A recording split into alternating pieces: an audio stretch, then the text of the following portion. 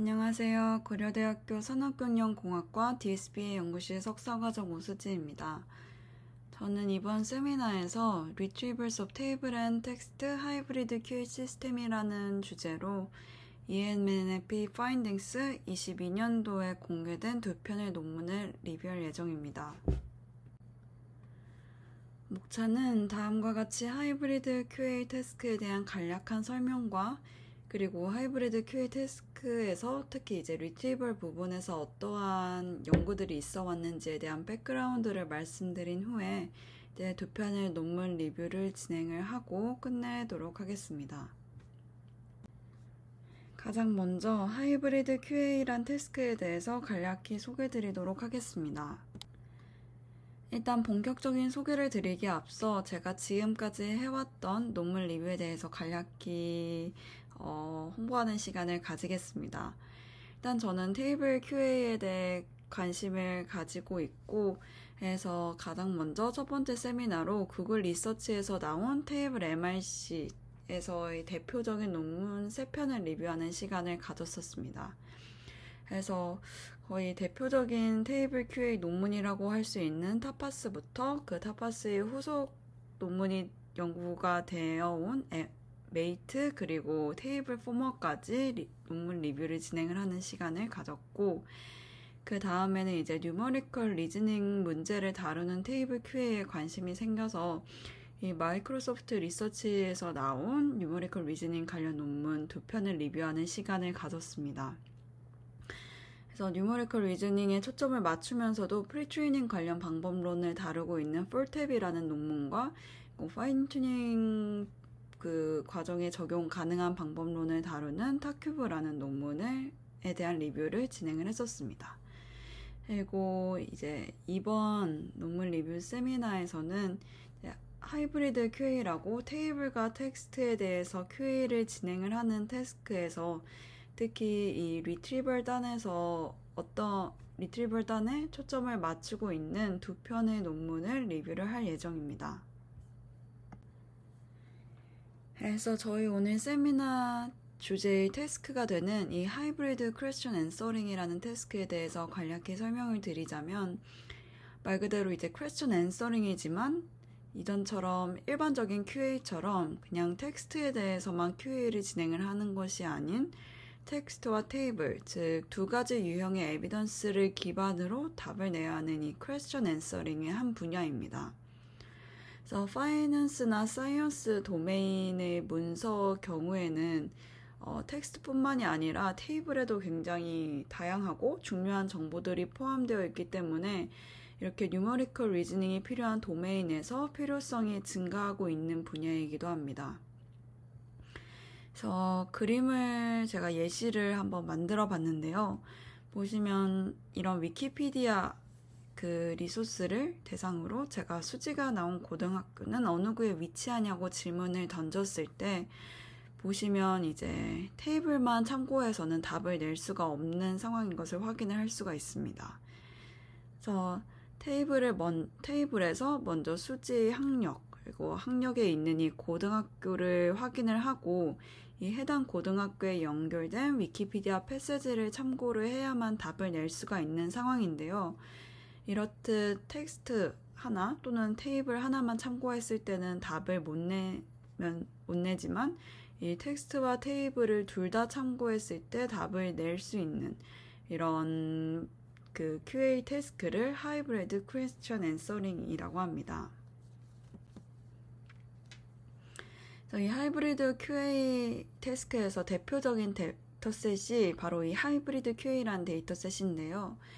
위키피디아를 기반으로 제작된 첫 번째 하이브리드 QA 벤치마크 데이터셋이기도 합니다. 그래서 제가 앞서 설명드렸던 한 가지 예시처럼 정답을 찾기 위해서는 테이블과 텍스트 간에 이렇게 몇 번의 홉을 거쳐서 정답을 내야 하는 이런 멀티홉 데이터셋이기도 합니다. 그래서 앞선 예시가 주어졌을 때 이런 예시가 다양한 테이블과 또 텍스트를 포함하고 있는 만큼 이 모든 그 데이터를 인풋으로 받기는 쉽지 않습니다. 그래서 많은 논문들에서 여기서 관련 있는 질문과 관련 있는 특정 테이블의 일부분 또는 텍스트의 일부분만을 인풋으로 받아서 정답을 내는 과정으로 진행을 하고 있는데요. 이렇게 일부분만을 반환해 올 때 단순히 테이블을 전체 통으로 받아오는 게 아니라 이 파란색처럼 로우 단위로 받아오거나 또는 이 노란색처럼 특정 패세지 단위로 받아오거나 또는 주황색처럼 컬럼 단위로 받아올 수 있습니다. 이렇듯 하나의 테이블 또 하나의 패세지에서 여러한 이런 그래뉴얼리티가 존재하는 것을 확인을 할 수가 있는데요. 제가 첫 번째로 소개해드릴 논문의 모티베이션은 여기서 시작됩니다. 테이블과 텍스트로 구성이 되어 있는 이런 위키피디아 문서에서 로우로도 에비던스를 반환을 할 수가 있고 컬럼 단위로도 에비던스를 반환할 수가 있고 또 셀 그리고 패시지 단위로도 에비던스를 반환을 해볼 수가 있는데 이 각 에비던스마다 반환해왔을 때의 장점과 단점이 존재합니다.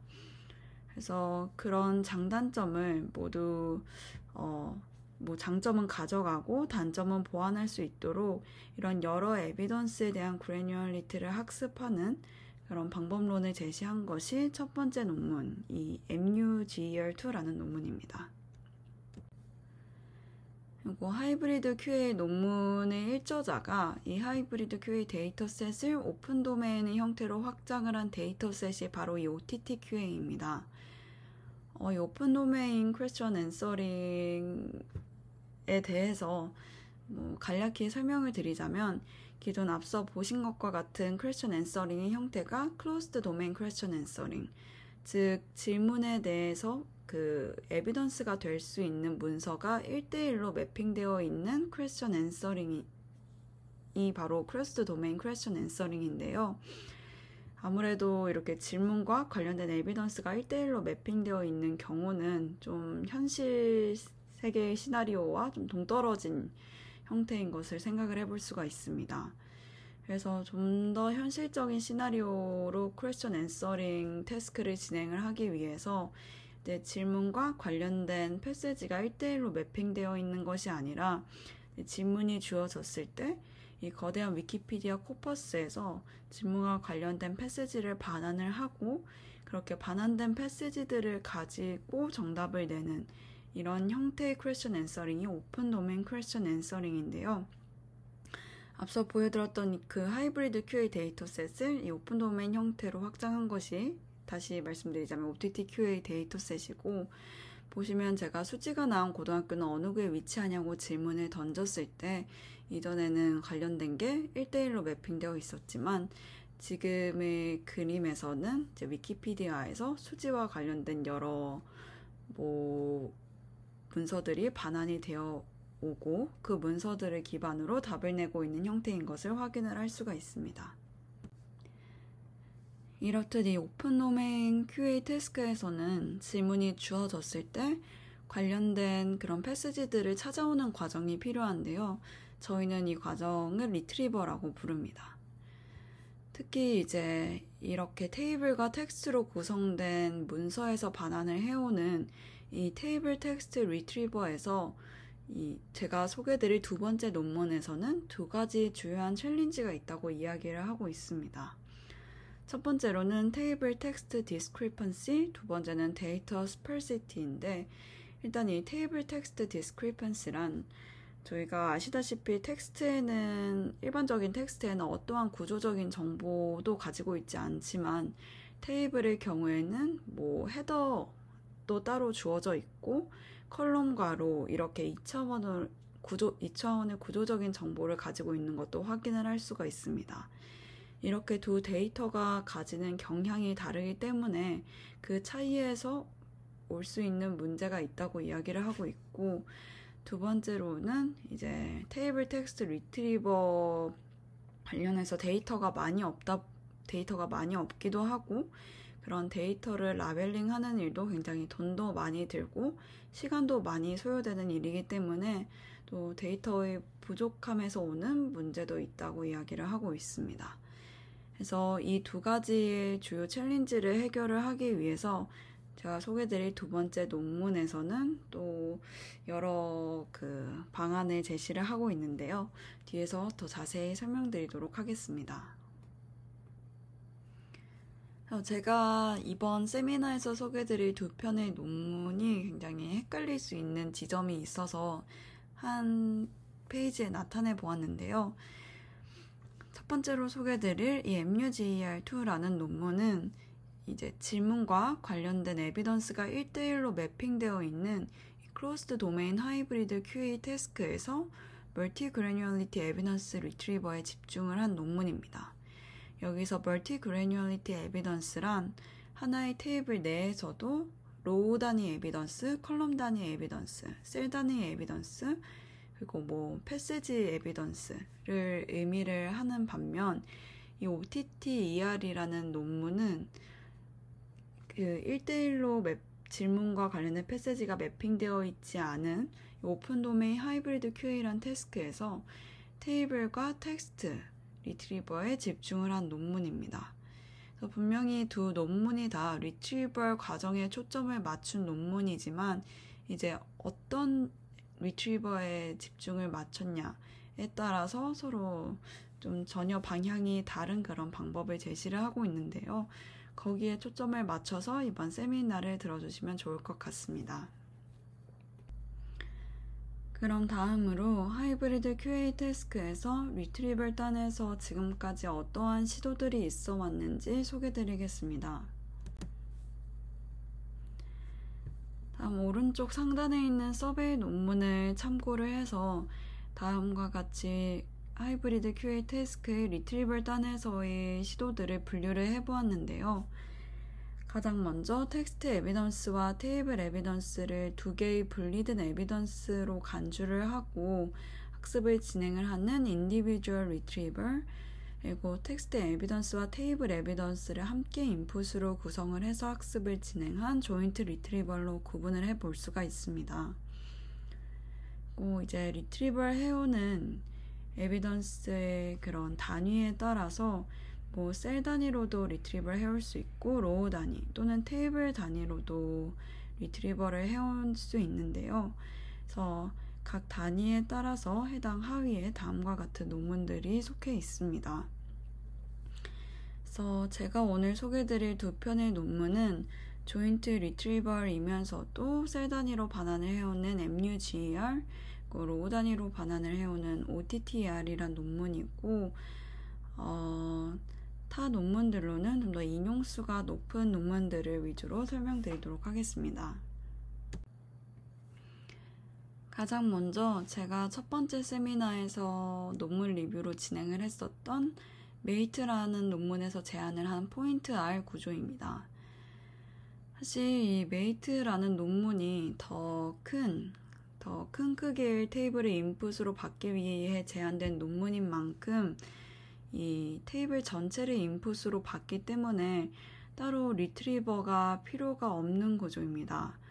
그래서 사실 앞서 보여드렸던 서베이 논문에서 이렇게 구분을 하고 있어서 저도 동일하게 표기를 하긴 했지만 이 논문을 이렇게 리트리버로 분류를 하는 게 맞나 고민이 드는 부분이기도 합니다.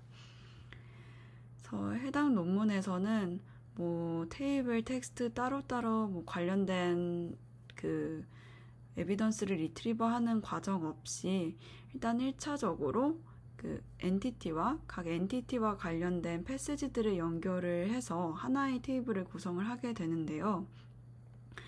이렇게 엔티티와 관련된 패시지를 연결을 할 때 관련된 모든 디스크립션, 즉 패시지를 활용해서 셀을 확장시키는 것은 굉장히 비현실적인 시나리오이기 때문에 엔티티와 관련된 디스크립션별로 TF IDF 스코어 기준 질문과 가장 유사한 탑 K개의 문장만을 기존 엔티티와 컨캣해서 확장을 시켜주고 있습니다. 그래서 이렇게 1차적으로 확장을 시켜준 다음에 이제 테이블을 플래튼 시켜주는 방식을 통해서 인풋을 구성을 하게 되고 이렇게 K를 5로 설정했을 때 총 97%의 데이터에 대해서 2048개의 토큰 내로 인풋을 구성을 할 수가 있었다고 합니다. 두 번째로는 multi-IRTT라는 데이터셋을 제안한 논문에서 함께 베이스라인 모델로 제안을 한 이 MT2 넷이라는 모델에서의 리트리버 부분입니다. 이 멀티-IRTT 데이터셋이 하이라키컬한 테이블을 포함하고 있는 것이 굉장히 대표적인 특징인 데이터셋인 만큼 데이터셋이 가지고 있는 하이라키컬한 정보를 보존하기 위해 셀 단위로 문장 형태로 변환을 시킵니다. 그래서 여기 나오는 이 9560이라는 셀로 예시를 들어보자면 이 9560이란 셀은 이 왼쪽에서는 에어로스페이스 시스템, 그 위에서는 2017 그리고 funded라는 헤더와 연결이 되어 있는 것을 볼 수가 있는데요. 보시면은 이런 모든 헤더 정보를 포함을 할 수 있도록 좀 매뉴얼하게 코드를 구성을 해서 다음과 같이 셀 단위로 문장 형태로 변환이 된 것을 볼 수가 있습니다. 꼭 이렇게 문장 형태로 변환된 셀이나 이런 패시지들로부터 이제 가장 관련이 있을 것 같은 탑 K개의 팩트를 반환을 해오기 위해서 버트 기반의 클래시파이어를 학습을 하게 되는데요. 질문과 각 팩트를 인풋으로 구성을 해서 버트 인풋으로 주었을 때 해당 그 팩트에 정답이 포함되어 있는지 아닌지를 분류를 하는 방식으로 이 리트리버의 학습이 진행이 됩니다. 다음으로 테이블과 텍스트를 독립적으로 다루면서도 이제 로고 단위로 리트리버를 해오는 듀레파라는 논문입니다. 이 듀레파라는 논문에서는 보시다시피 다음과 같은 테이블이 주어졌을 때 로우 단위로 인풋을 구성을 하고 있는 것을 확인해 볼 수가 있고, 다른 논문들과 비교해서 듀레파의 리트리버 과정이 가지는 특징 중 하나는 이 리랭킹 과정이 추가가 되었다는 것인데요.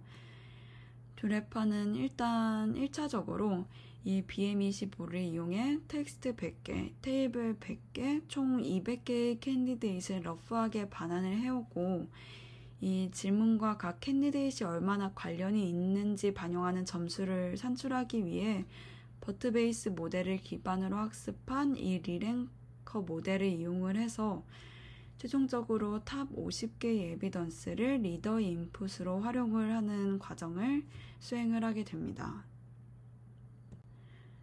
다음으로 테이블과 텍스트를 함께 인풋으로 구성을 하면서 셀 단위로 리트리버를 해오는 이 하이브리드 QA 데이터셋에서 제안을 한 하이브리더라는 모델에서 리트리버 부분을 보도록 하겠습니다. 최종적으로 그 하이브리더 모델도 리트리버와 리더로 구성이 되어 있는데 이 리더의 인풋으로 모든 테이블을 넣어주지 않고 특정 셀만을 인풋으로 구성을 하고 있습니다. 그래서 인풋으로 넣어줄 셀을 선택을 하기 위해서 두 가지 방식으로 진행을 하고 있는데, 먼저는 질문에서 명시적으로 나타낸 셀을 선택을 하는 셀 매칭, 그리고 셀에 연결된 하이퍼링크드 패시지에 간접적으로 나타낸 셀을 찾아내는 이 리트리버 과정입니다. 이 패시지 리트리버 과정에서는 TF IDF 리트리버와 롱기스트 서브스트링 리트리버를 이용해 질문과 모든 패시지 간의 코사인 디스턴스를 계산을 하고, 해당 코사인 디스턴스 값이 스레졸드 이하인 셀만 이 최종 리더의 인풋으로 활용을 하는 방식으로 진행됩니다. 다음으로 OTTQA 데이터셋에서 함께 베이스라인 모델로 제안한 이 퓨전 리트리버 클로스 브럭 리더 구조에서 퓨전 리트리버 부분에 대해서 설명드리도록 하겠습니다.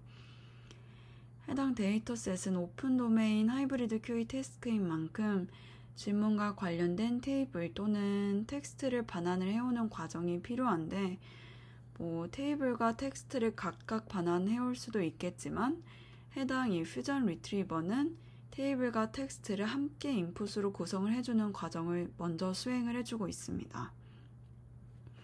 그래서 각 테이블 세그먼트와 관련된 패시지를 BM25를 이용해서 미리 관련된 패시지끼리 그룹핑을 해줘서 하나의 블럭으로 구성을 해주고 있고, 이런 블록을 다음과 같이 이렇게 특정 테이블과 관련된 스페셜 토큰을 부착을 해서 인풋으로 구성을 해주고 있는 것을 확인을 할 수가 있습니다. 그래서 이 초록색 부분은 이제 테이블과 관련된 부분, 주황색 부분은 텍스트와 관련된 부분인데 여기 표기된 부분에서도 확인을 할 수 있었다시피 테이블과 텍스트를 함께 인풋으로 구성을 해주고 있습니다. 그래서 이렇게 구성된 인풋을 기반으로 듀얼 인코더 구조를 이용해서 학습을 진행을 하게 되는데요.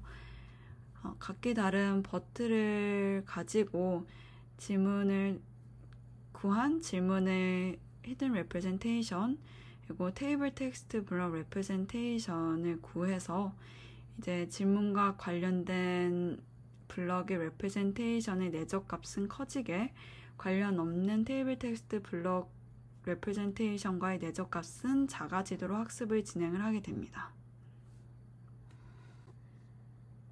그럼 첫 번째 논문 MUGAR2 논문에 대한 리뷰 진행하도록 하겠습니다. 해당 MUGAR2 논문의 모티베이션은 앞서 설명드렸듯이 각기 다른 granularity evidence가 서로 다른 장단점을 지니고 있다는 것인데요. 여기서 말하고 있는 이 granularity란 쉽게 말해서 세분화된 정도를 의미합니다. 그래서 coarse grained라고 하면 좀 더 거칠게 세분화된, 즉 좀 듬성 자른 에비던스라고 생각을 해주시면 되고, fine grained는 좀 더 세밀하게 자른, 그러니까 좀 더 잘게 잘린 에비던스라고 생각을 해주시면 됩니다. 그래서 쉽게 생각을 해보자면 테이블을 예시로 주었을 때 아무래도 그냥 딱 테이블 단위가 가장 좀 크게 잘린 단위라고 생각을 해볼 수가 있고, 그 다음에는 로우나 컬럼이 그 다음으로 세밀한 정도로 생각을 해볼 수가 있습니다. 마지막으로 좀 더 세밀하게 잘라보자면은 이제 셀 단위로 생각을 해볼 수가 있을 텐데요. 이렇듯 코어스한 그레인드 에비던스에는 로우나 컬럼, 파인 그레인드 에비던스로는 셀이나 링크가 속한다고 논문에서는 이제 분류 지어놓고 있습니다. 그래서 제가 여기 또 하나의 예시를 만들어 봤는데, 제가 이런 위키피디아를 가지고 수지의 데뷔 앨범이 무엇이냐는 질문을 던졌을 때 로우나 컬럼 단위로 에비던스를 반환을 해오서 정답을 내게 되는 경우에는 아무래도 정답이 속한 로우나 정답이 속한 컬럼을 반환해오는 리트리버의 난이도는 비교적 쉬운 반면 해당 로우나 컬럼에서 정확한 정답을 찾아내는 리즈닝의 난이도는 높은 것을 생각해 볼 수가 있습니다. 아무래도 좀 이렇게 아예 셀이나 좀 작은 단위의 패세지를 반환을 해왔을 때보다는 좀 정답과 관련이 없는 정보가 많이 해당 컬럼이나 로우에 포함되어 있기 때문이라고 생각을 합니다. 그래서 그 다음으로 이제 좀 더 세밀한 그레인드의 에비던스, 셀이나 링크에 연결된 패세지 에비던스를 반환을 해오게 되면 아무래도 정답이 정확하게 포함되어 있는 셀 또는 정답이 정확하게 포함되어 있는 패세지를 반환을 해오는 것은 어렵겠지만, 일단 반환을 잘 해오기만 한다면 해당 셀이나 해당 패세지에는 좀 정답과 관련이 없는 다른 정보들이 로우나 컬럼과 비교하면 적기 때문에 정답을 찾는 것은 비교적 수월할 것을 저희는 생각을 해볼 수가 있습니다. 이렇듯 각기 다른 granularity evidence가 서로 다른 장단점을 가지고 있다는 사실을 저희는 실제 예제를 가지고도 충분히 생각을 해볼 수가 있는데요. 논문에서 실제로 이 fine grained evidence 그리고 coarse grained evidence별로 그 리트리버와 리즈닝의 성능을 측정을 해봤을 때도 coarse grained evidence는 높은 리콜 성능 그리고 낮은 F1 성능을 보이는 반면 fine grained evidence는 이와 반대로 낮은 리콜 성능, 즉 낮은 리트리벌 성능, 높은 리즈닝 성능을 보이며 가설과 굉장히 일치하는 결과를 보였다고 합니다. 그래서 각 그래뉴얼리티가 가지는 장점은 좀 보존을 하고 단점은 보완을 하기 위해 이런 다양한 그래뉴얼리티의 정보를 함께 학습하는 방법론을 해당 논문에서 제안을 했습니다. 해당 논문에서 제안을 한 전체 프레임워크는 다음과 같이 2스테이지로 구성이 되어 있고, 먼저 첫 번째 스테이지인 멀티 그래뉴얼리티 에비던스 리트리벌 부분을 설명드리도록 하겠습니다. 이 멀티 그래뉴얼리티 에비던스 리트리벌 과정은 버트 모델을 기반으로 두 가지 로스를 통해서 학습을 진행하게 됩니다. 가장 먼저 이 빨간색 부분은 바이너리 크로스 엔트로피 로스인데요. 이 다른 그래뉴얼리티에 속하는 에비던스 간의 상대적인 정보를 학습하기 위해서 이 타입별로 각기 다른 리트리버를 학습하는 것이 아니라 모든 타입의 에비던스에 대해 하나의 리트리버를 이용해서 바이너리 클래시피케이션을 수행을 하는 것으로 첫 번째 로스가 구성이 되게 됩니다. 그 다음에 또 두 번째 이 파란색 부분의 로스는 컨트래스트 러닝에 대한 로스인데, 이제 앞선 이 빨간색 부분이 다른 그래뉴얼리티에 속하는 에비던스 간의 관계를 학습하기 위함이었다면, 이제 같은 그래뉴얼리티 내에서 다른 에비던스 간의 관계를 학습하기 위한 이 컨트래스트 러닝 로스로 구성이 됩니다. 가장 먼저 조인트 트레이닝 for 멀티 그래뉴얼리티 부분에 대해 설명드리도록 하겠습니다. 일단 앞서 설명드렸듯이 해당 리트리버 모델은 버트 모델을 기반으로 학습이 진행이 되는데요. 일단 이 질문과 에비던스가 주어졌을 때 이제 질문에 대한 정답이 에비던스에 있는지 없는지에 대해 바이너리 클래시피케이션을 수행을 하게 됩니다. 그래서 저희가 가장 쉽게 생각을 해본다면 이 네 가지 에비던스에 대해 각기 다른 네 개의 버트 모델을 학습시키는 방법이 있겠지만, 해당 논문은 이 에비던스에 대해서 함께 학습을 진행을 하기 위해 하나의 버트 모델을 가지고 학습을 진행을 하는 대신 다음과 같이 인풋을 새롭게 구성을 해주었습니다.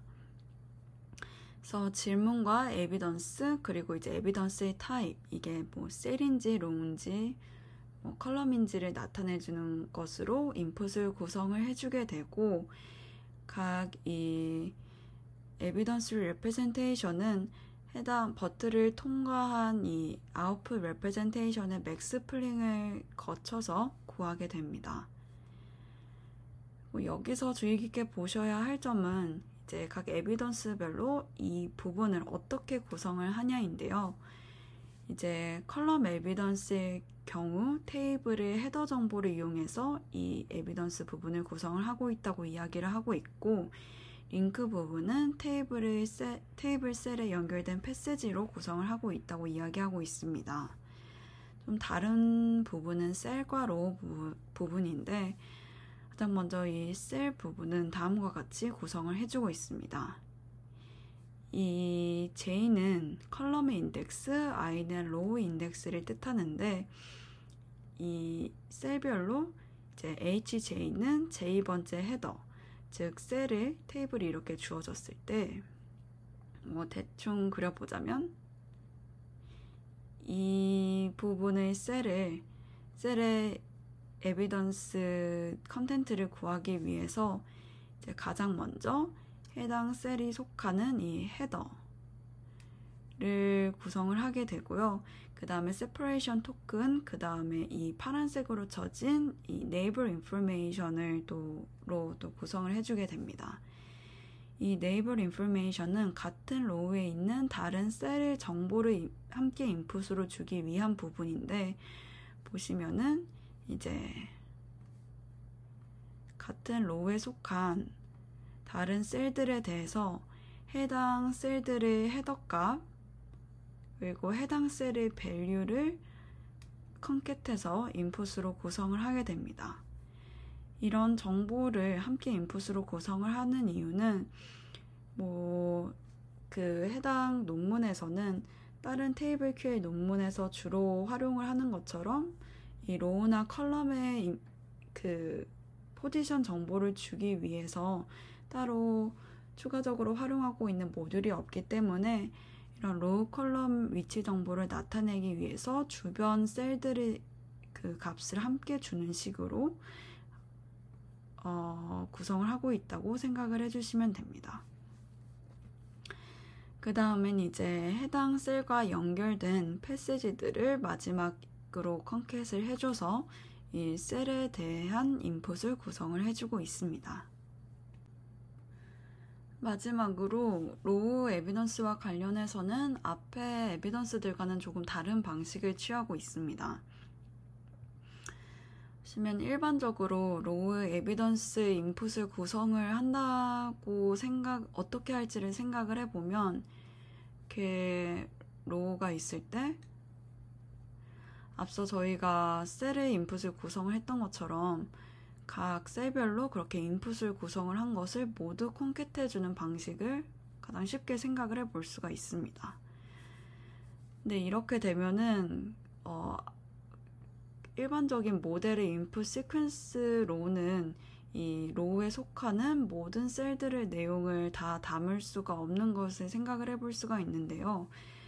그렇기 때문에 이렇게 아예 그냥 로우의 에비던스를 따로 구성을 해서 리트리버 스코어를 구해주는 것이 아니라 그냥 로우는 로우에 속하는 모든 셀의 스코어를 모두 먼저 계산을 해준 다음에 이 셀들의 스코어 중 최대값을 해당 로우의 스코어로 사용을 해서 해당 로우의 라벨 값과 이제 차이로 학습을 해나가는 방식으로 진행이 됩니다. 그래서 앞서 설명드렸던 그 셀의 방식으로 이 셀별로 이제 점수를 하나씩 다 계산을 하고 여기서 뭐 가장 높았던 이 셀의 점수를 이 해당이 로우의 점수로 가정을 하는 방식으로 생각을 해주시면 됩니다. 마지막으로 이제 같은 그래뉴얼리티 내 다른 에비던스의 관계를 학습할 수 있도록 추가적으로 컨트라스트 러닝을 진행을 하는 부분인데요. 해당 컨트라스트 러닝에서 그 포지티브 샘플과 네거티브 샘플을 구성을 하는 방식은 심CSE 논문에서 제안한 방법을 그대로 사용하고 있습니다. 그래서 네거티브 샘플은 인배치 네거티브로 활용을 하고 있고 포지티브 샘플의 경우에는 이제 동일한 버튼 모델을 두 번 태워서 나온 다른 레프레젠테이션을 활용을 하는 방식을 사용하고 있습니다. 그리고 조금 특이하게 이 시밀러리티 펑션이 다음과 같이 구성이 되어 있는데요. 처음 보는 방식이라서 그 코드를 참고를 해보니까 다음과 같이 이제 두 가지 레프레젠테이션을 컨캣을 해서 리니어 레이어를 통과시켜주는 방식으로 이제 시밀러리티를 구하는 그런 과정으로 되어 있었습니다. 여기까지가 이제 다양한 그래뉴얼리티 에비던스를 리트리버를 해오기 위해서 하나의 리트리버를 학습을 하는 과정이었는데요. 이렇게 스테이지 1에서 반환된 멀티 그래뉴얼리티 에비던스를 모두 그 리더 단계에서 활용을 하게 될 경우 좀 실제 정답과 관계가 없는 불필요한 정보들이 학습에 방해될 수 있으며 아무래도 대부분의 모델의 맥스랭스가 512로 제한이 되어져 있는 만큼 좀 많은 정보들이 잘리게 되는 그런 문제점들도 발생할 수가 있습니다. 그래서 해당 논문에서는 두 번째 스테이지로 이제 멀티그래뉴얼리티 에비던스에서 한 번 더 필터링 과정을 거쳐서 셀이나 링크 단위 파인 그레인드 에비던스로 리즈닝을 수행을 하는 방식을 제안을 하고 있습니다. 그래서 앞서 저희가 구했던 이 각 그래뉴얼리티 에비던스별 리트리버 스코어를 기반으로 정답을 테이블에서 가져올 것인지 패시지에서 가져올 것인지를 결정을 하고 이제 결정된 이 소스 테이블이나 패시지에 따라서 만약에 테이블이면은 테이블에서 그냥 바로 특정 셀을 선택을 해서 정답으로 도출을 해내고, 뭐 패세지로 해서 가져온다고 결정이 난 경우에는 이제 패세지들을 가지고 리더 모델에 대해서 리즈닝을 수행을 해서 정답을 찾는 과정을 거치게 됩니다. 좀 더 자세히 설명드리자면 다음과 같습니다. 일단 가장 먼저 멀티그래뉴얼리티 에비던스를 고려해서 정답이 셀에 있을 확률 S 탭 그리고 링크에 있을 확률 S 패세지를 계산을 하게 됩니다. 다시 한번 테이블을 간략하게 그려보자면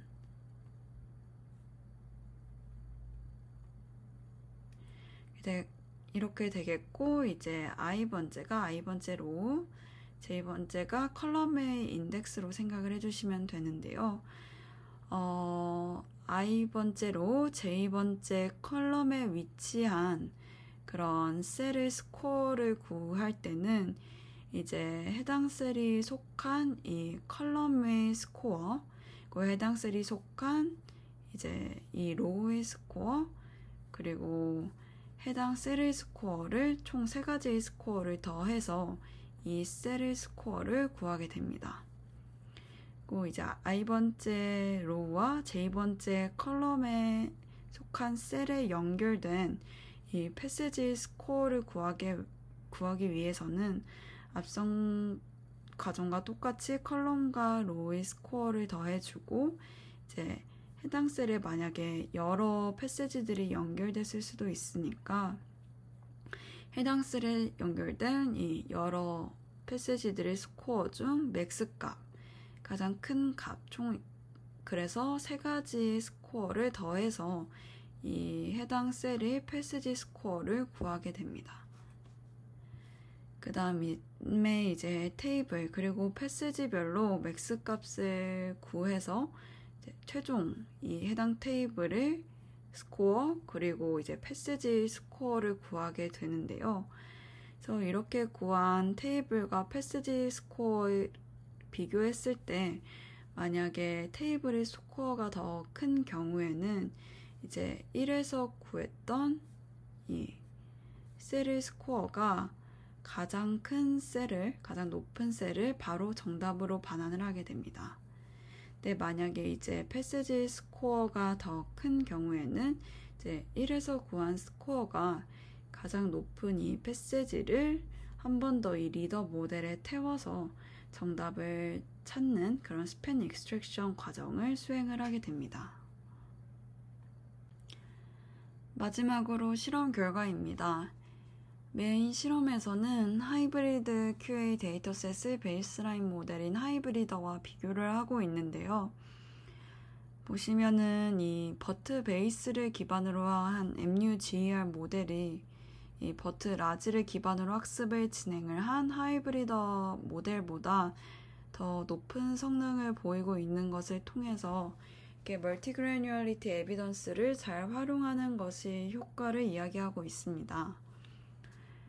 추가적인 어블레이션 스터디로는 이제 논문에서 제안한 각 그 학습 방법들을 하나씩 제거해 보면서 성능을 리포팅하고 있는데, 보시면 가장 먼저 컨트레스트 러닝을 제거하고 학습을 진행을 했을 때 성능이 약간씩 떨어지고 있는 것을 확인을 해볼 수가 있고, 그 다음으로 이제 이 조인트 트레이닝을 제거했을 때, 즉 하나의 버트를 가지고 4가지 에비던스에 대해 학습을 진행하는 것이 아니라 각 그래뉴얼리티별로 별도 리트리버로 학습을 진행을 했을 때도 마찬가지로 성능이 조금씩 떨어지고 있는 것을 확인을 할 수가 있습니다. 그리고 해당 옵션에서는 추가적으로 이제 다른 그래뉴얼리티 에비던스별로 리트리버 단에서의 성능 변화를 함께 리포팅하였는데요. 모든 그래뉴얼리티 에비던스에서 이제 그 하나의 버트로 학습을 진행을 했을 때보다 각기 다른 버트를 가지고 학습을 진행을 했을 때 조금씩 성능이 하락한 것을 통해서 이제 다른 그래뉴얼리티 간의 논리지를 공유하는 것이 실제로 리트리버 학습에 있어서 도움이 된다는 것을 알 수가 있습니다. 이제 스테이지 2에서 나왔던 에비던스 셀렉터를 수행하지 않고 그냥 반환된 탑 1 멀티그래뉴얼리티 에비던스로 스팬 익스트랙션을 수행을 해서 정답을 냈을 때 굉장히 큰 성능 하락이 있는 것을 확인을 할 수가 있는데, 생각해보면 이제 에비던스 셀렉터를 통해서 이제 리더단 모델의 인풋의 랭스도 줄어들기 때문에 리더의 모델이 부담을 덜 수도 있고, 또 정답과 관련 없는 불필요한 그런 에비던스들도 제거가 됨으로써 성능에 큰 도움이 되는 것을 확인해 볼 수가 있습니다. 다음으로 두 번째 논문 OTT-ER에 대한 논문 리뷰 진행하도록 하겠습니다. 발표 초반에 언급드렸듯이 해당 논문은 앞서 소개드렸던 논문과는 달리 질문과 관련된 패스지 또는 테이블이 1대1로 매핑되어 있지 않은 오픈 도메인 상황에서의 하이브리드 QA 태스크를 다룬 논문입니다. 그래서 대부분의 ODQA 프레임워크가 그렇듯이 해당 하이브리드 QA 태스크에서의 오픈 도메인 프레임워크도 이 질문과 관련된 패스지나 테이블을 반환을 하고 반환된 에비던스들을 가지고 정답을 찾아내는 리트리버와 리더 총 2스테이지 프레임워크로 구성이 되어 있는데요. 이 앞에서의 이 테이블 텍스트 리트리버에서 해당 논문은 두 가지 주요한 챌린지를 이야기하고 있습니다.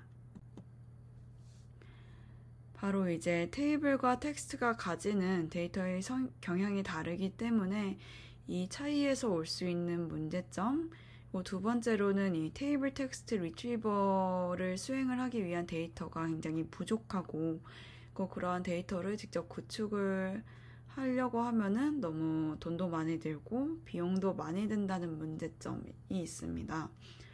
그래서 이 첫 번째 문제점을 해결하기 위해서 이제 Modality Enhanced Representation, Mixed Modality Hard Negative Sampling이란 방법을 제안을 하였고, 두 번째 문제점을 해결하기 위해서 Mixed Modality Synthetic Pretraining이란 방법을 제안을 하였는데 하나씩 설명드리도록 하겠습니다.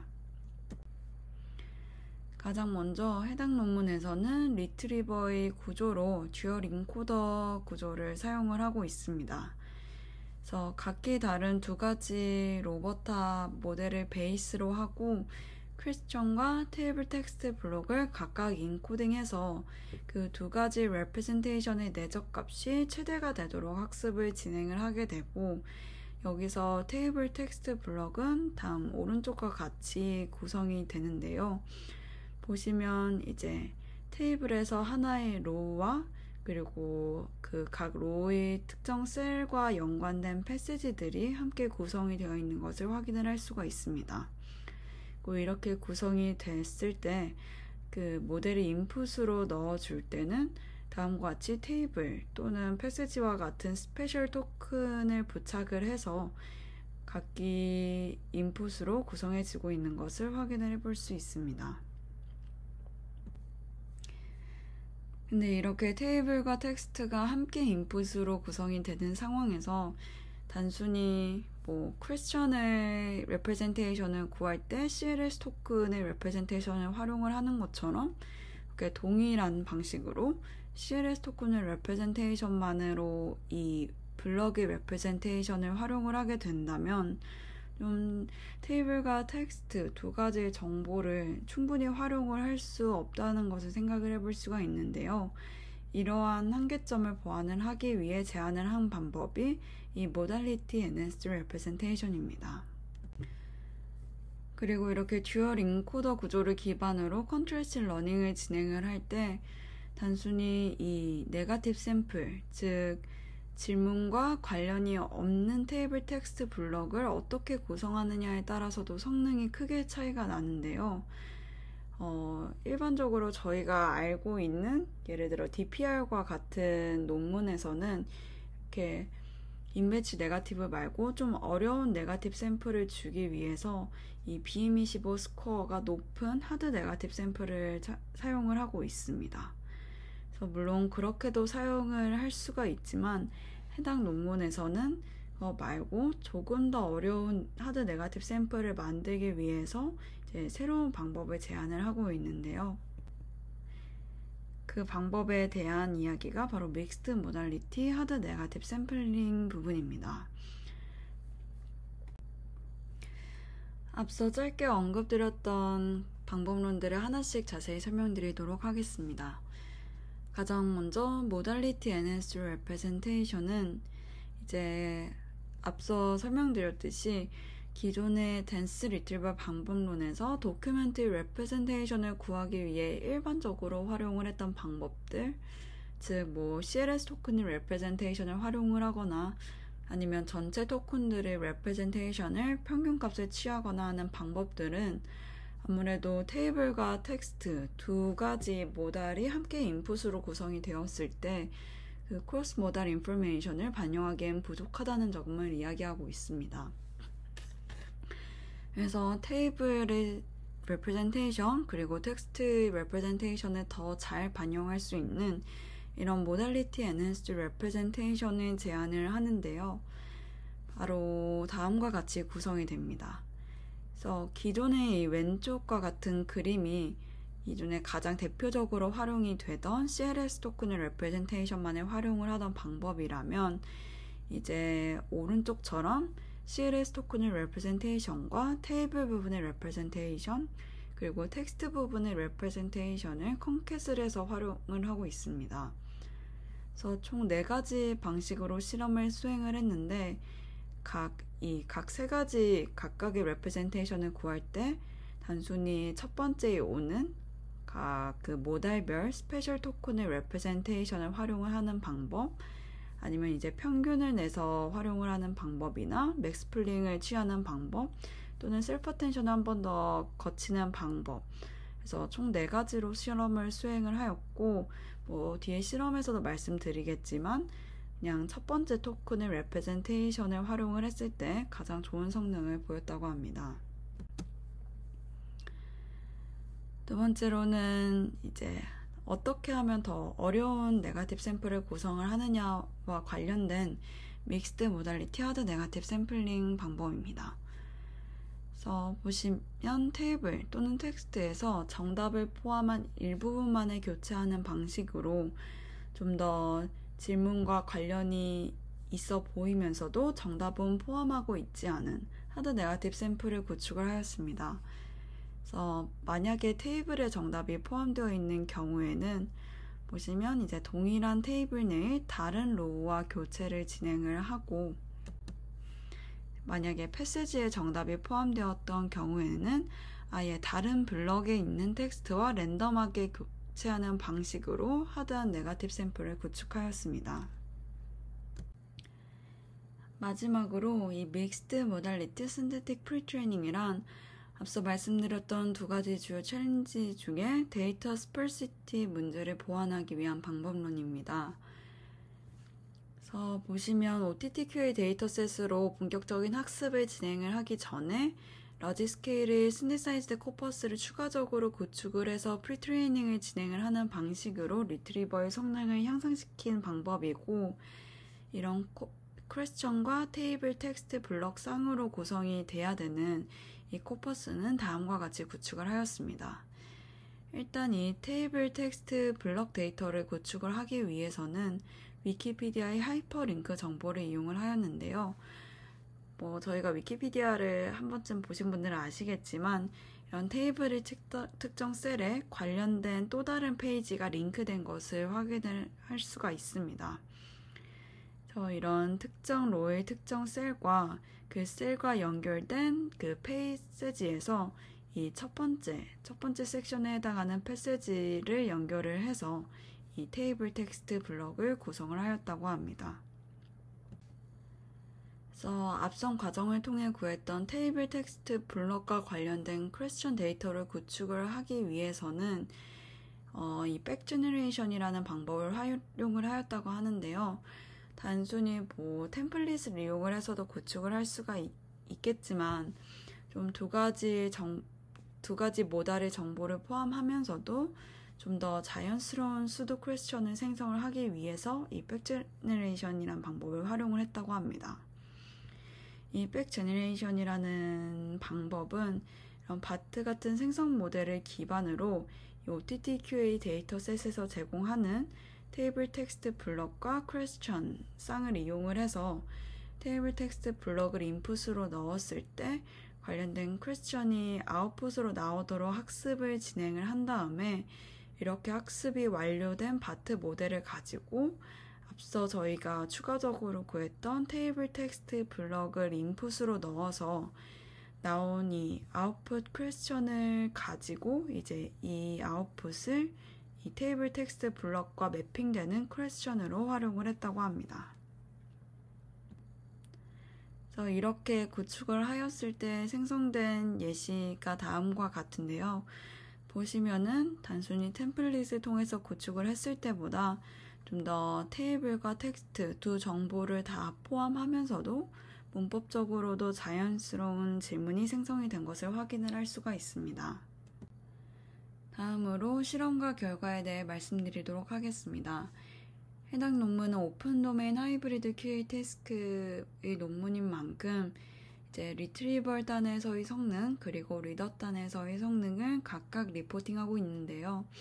가장 먼저 리트리버 단에서의 실험과 결과에 대해 말씀드리겠습니다. 매트릭으로는 아이템별로 반환된 탑 K개의 에비던스의 정답을 포함하고 있는 아이템의 비율, 즉 리컬 K를 기반으로 한 두 가지의 매트릭을 활용하였습니다. 가장 먼저는 아이템별로 반환된 탑 K개의 블럭 중에 그라운드 트루스 테이블을 포함하고 있는 아이템의 비율을 나타내는 테이블 리콜, 그리고 좀 더 파인그레인드 하면서도 어려운 매트릭에 속하는 이 아이템별로 반환된 탑 K개의 블럭 중에서 이제 그라운드 트루스 테이블, 그리고 정답을 포함하고 있는 아이템의 비율을 나타내는 테이블 텍스트 블럭 리콜 지표를 활용을 해서 성능을 리포팅하고 있습니다. 하지만 이제 왼쪽 장표에서는 이 베이스라인 모델들이 모두 이 테이블 리콜만을 활용을 해서 성능을 리포팅했기 때문에 테이블 리콜의 성능을 리포팅했다고 합니다.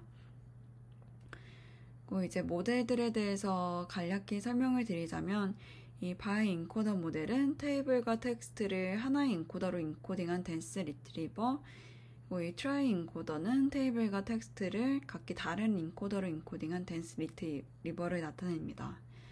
그리고 이 이터레이티브 리트리버가 퓨전 리트리버는 이제 OTTQA 논문에서 함께 그 베이스라인 모델로 공개한 리트리버를 나타내고, 이제 여기 아래서 이 OTT-ER 베이스라인으로 나타낸 이 모델은 이제 OTT-ER 그 해당 논문에서 제안한 믹스드 모달리티 엔핸스 레프레젠테이션이나 그런 방법론들은 하나도 활용을 하지 않고 단순히 이제 인풋으로 들어가는 이 단위를 테이블 텍스트 블럭으로 구성을 한 이 댄스 리트리버를 의미를 하고, 이 OTT-ER without 텍스트는 코퍼스에서 텍스트를 아예 제거를 하고 테이블만 남겨둔 채로 테이블만 반환을 해봤을 때의 성능을 이야기하고 있습니다.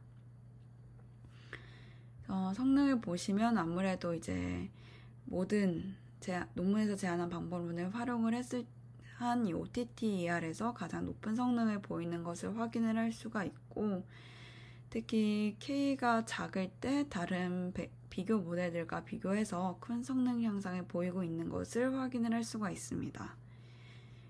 그리고 이 OTT-ER 리더라도 텍스트를 제거를 하고 테이블만 반환을 하는 경우에서는 굉장히 큰 성능 하락을 보이는 것을 확인을 할 수가 있는데요. 이렇듯 테이블 인포메이션 뿐만이 아니라 텍스처 인포메이션을 함께 활용하는 것의 중요성도 확인을 해볼 수가 있습니다. 다음으로 리트리버랑 리더를 이제 모두 거친 최종 QA에 대한 성능 결과를 확인을 해보도록 하겠습니다. OTTQA 논문에서 제안한 이 퓨전 리트리버 CBR 구조에서 이 퓨전 리트리버를 OTTR로 변경을 했을 때 보시면 데브셋에서도 테스트셋에서도 모두 큰 성능 향상을 보이는 것을 확인을 해볼 수가 있는데, 이렇듯 저희가 앞서 확인을 했던 이 OTT-ER에서의 향상된 리트리버 성능이 결과적으로 QA 성능에서도 유의미한 영향을 끼치는 것을 확인을 할 수가 있습니다. 그리고 이제 몇 개의 에비던스를 반환을 해오냐, 즉 탑 K에 따른 성능 변화를 확인을 해봤을 때 K가 20보다 커지면 성능 형상폭이 미미해지는 것을 확인을 할 수가 있는데, 이렇듯 효율성과 이제 성능 간의 트레이드 오프가 존재하는 것을 확인을 해볼 수가 있습니다. 마지막으로 어블레이션 스터디입니다. 가장 먼저 이 모달리티 enhanced representation 관련해서는 앞서 설명드렸듯이 4가지 베리에이션에 대한 실험 결과, 그리고 MER을 아예 하지 않았을 때의 실험 결과를 리포팅 하였는데, 앞서 설명드렸듯이 각 그 첫 번째 스페셜 토큰의 레프레젠테이션을 컨캣을 해서 활용을 하였을 때 가장 높은 성능을 보였다고 합니다. 그리고 믹스드 모달리티 네거티브 샘플링과 관련해서는 이제 단순히 랜덤하게 네거티브 샘플을 구성을 하는 것, 또는 BM25를 이용해서 구성을 하는 것, 그리고 논문에서 제안한 방식을 활용을 해서 구성을 하는 3가지의 방식을 비교했을 때 단순히 앞선 2가지의 방식보다 좀 더 어려운 네거티브 블럭을 생성을 하는 이 MMHM 방식을 활용을 했을 때 더 좋은 성능을 보일 수 있었다고 합니다. 마지막으로 이 믹스드 모달리티 신테틱 프리트레이닝 관련해서는 다음과 같은 어블레이션 스터디를 진행을 했는데요. 보시면 이 바트 Q가 논문에서 제안한 방식으로 이제 코퍼스를 구축을 해서 프리트레이닝을 진행을 했을 때의 성능이고, 이 타이틀 Q는 패세지의 타이틀과 테이블의 타이틀을 이용해서 템플릿을 기반으로 질문을 생성을 한 코퍼스를 가지고 프리트레이닝을 진행을 했을 때의 성능입니다. 그리고 DA without pre-training은 따로 프리트레이닝을 진행을 하지 않고 구축한 synthesized 코퍼스를 OTTQA 데이터셋과 합쳐서 함께 파인 튜닝을 진행을 했을 때의 성능, 그리고 아예 그냥 프리트레이닝을 진행을 하지 않았을 때의 성능을 리포팅했습니다. 그래서 보시면 이 바트 Q의 성능이 타이틀 Q의 성능보다 조금씩 더 높은 것을 확인을 해볼 수가 있는데요. 이에 대한 근거로는 템플릿을 이용한 방법보다는 생성 모델을 이용해서 질문을 생성을 했을 때 좀 더 자연스럽고 다양한 질문을 만들 수 있기 때문에 더 높은 성능을 보이는 것으로 이야기하고 있습니다. 그리고 프리트레이닝을 진행을 하지 않고 단순히 데이터 어그멘테이션처럼 활용을 했을 때 굉장히 다른 비교 실험들에 비해서 낮은 성능을 보이는 것을 확인을 해볼 수가 있는데요. 생각을 해보면 이 프리트레이닝 목적이 제네럴한 리트리빙 에빌리티 학습을 하는 것이고, 파인 튜닝이 좀 더 데이터셋의 스페시픽한 리트리버를 학습을 하는 것이라면은 이렇게 아무래도 조금 더 노이지할 수밖에 없는 신디사이즈드의 코퍼스의 특성상 단순히 이거를 증강 데이터로 활용을 해서 좀 깨끗한 OTTQA 데이터셋과 합쳐서 학습을 진행을 하는 건 좀 더 학습을 불안정하게 만들 수 있기 때문에 다른 비교 대상 실험들과 비교해서 확연히 낮은 성능을 보이는 것으로 이야기를 하고 있습니다. 마지막으로 결론입니다. 이번 논문 리뷰 세미나에서는 하이브리드 QA 태스크에서 리트리벌 단에 초점을 맞춘 2편의 논문을 소개드리는 시간을 가졌습니다. 첫 번째로 소개드렸던 이 MUGER2라는 논문은 크로스드 도메인 하이브리드 QA 태스크에서 멀티 그래뉴얼리티 에비던스 리트리버에 집중을 한 논문이며, 멀티 그래뉴얼리티 에비던스를 잘 학습하기 위해서 하나의 버트 모델을 가지고 4가지 에비던스에 대해서 학습을 진행을 하는 이 조인트 트레이닝 방식, 그리고 하나의 그래뉴얼리티 내에서도 컨트래스트 러닝을 진행을 하는 방식, 그리고 한 단계 더 나아가 반환된 에비던스에서 어디 정답이 위치해 있을지 리즈닝을 수행을 하는 에비던스 셀렉터 방식을 통해서 더 좋은 성능 향상을 이뤄낸 논문이고, 두 번째로 소개해드렸던 이 OTT-ER이라는 논문은 오픈 도메인 하이브리드 QA 태스크에서 테이블 텍스트 리트리버에 집중을 하는 논문입니다. 그래서 단순히 CLS 토큰의 레프레젠테이션을 테이블 텍스트 블럭의 레프레젠테이션으로 활용을 하는 것이 아니라 CLS 토큰의 레프레젠테이션과 테이블 부분에 해당하는 레프레젠테이션, 텍스트 부분에 해당하는 레프레젠테이션을 컨캣해서 하나의 레프레젠테이션을 구성한 모달리티 엔핸스드 레프레젠테이션 방법, 그리고 좀 더 어려운 하드 네거티브 샘플을 구축을 하기 위해서 정답을 포함한 텍스트나 테이블의 일부분만을 교체하는 방법, 그리고 이 테이블 텍스트 리트리버 태스크에서 데이터가 부족하다는 문제점을 보완을 하기 위해서 추가적으로 신디사이즈드 코퍼스를 구축을 해서 프리트레이닝을 진행을 하는 방법을 통해서 더 높은 성능 향상을 이렇게 읽어낸 논문을 소개해드렸습니다. 네, 이상으로 발표를 들어주셔서 감사합니다.